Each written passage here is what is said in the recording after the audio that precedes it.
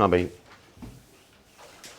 AP GP से related again ये question है 2024 का। Let A and B two distinct positive real number. अच्छी बात है, ए और बी दो पॉजिटिव रियल नंबर हैं, डिस्टिंक्ट हैं, मतलब इक्वल नहीं है। अब इसको भी देखना, सिंपल से सॉल्व करेंगे। Let 11th term of GP, GP की बात कर रहा है और उसके 11 टर्म की बात कर रहा है। 11 term of GP whose first term, GP का फर्स्ट टर्म क्या है बोलो? ए है।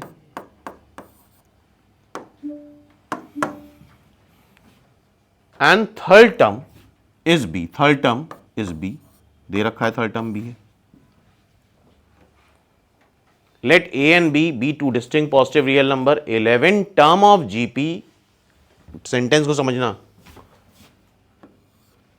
यह भी कैरी ऑन होना। 11 टर्म ऑफ जीपी जिसका फर्स्ट टर्म और थर्ड टर्म दे रखा है, उसका 11 टर्म किसके इक्वल है?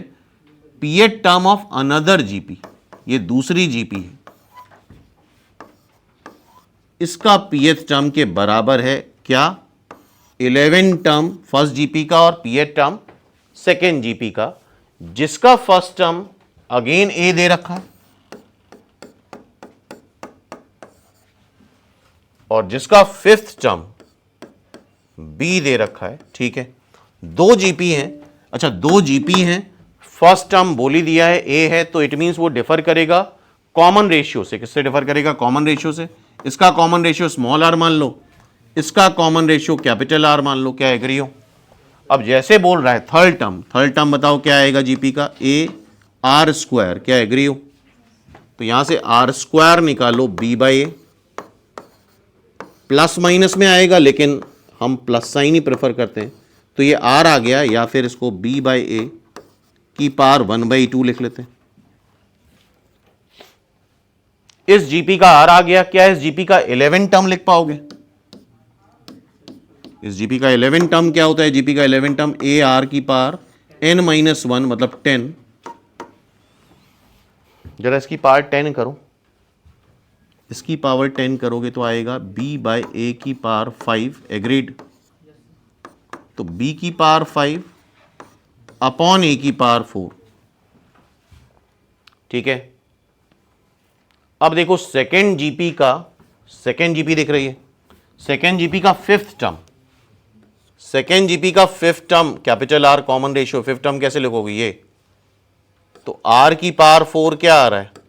बी बाई ए, तो आर क्या आ जाएगा? बी बाई ए की पावर 1/4। क्या एग्री हो? क्या अब तुम सेकेंड जीपी का पीएथ टर्म लिख पाओगे? पीएथ टर्म क्या होगा? ए आर की power p-1 and r is by 4, मतलब p-1/4। ओके, और थोड़ा फोकस करो, हमेशा सॉल्विंग पे ही फोकस मत करो। ये इसके बराबर है क्या? ये इसके बराबर है? बोलो भाई। अब सीधे ऑप्शन से डाल दो। ये आ रहा है 5, बताओ ये 5 कब आएगा? जब p को रख दोगे 21। बताओ, p को रख दो 21, ये 5 आ जाएगा सीधा। तो अननेसेसरी ज्यादा सॉल्व करने की जरूरत नहीं है, ऑब्जेक्टिव में फिर पूरा फायदा उठाना चाहिए। क्लियरली दिख रहा है, p को 21 रख दो, सेम टू सेम आ गया, इसकी पावर 5 आ गया, इक्वल हो जाएगा। तो p is equal to 21। Okay,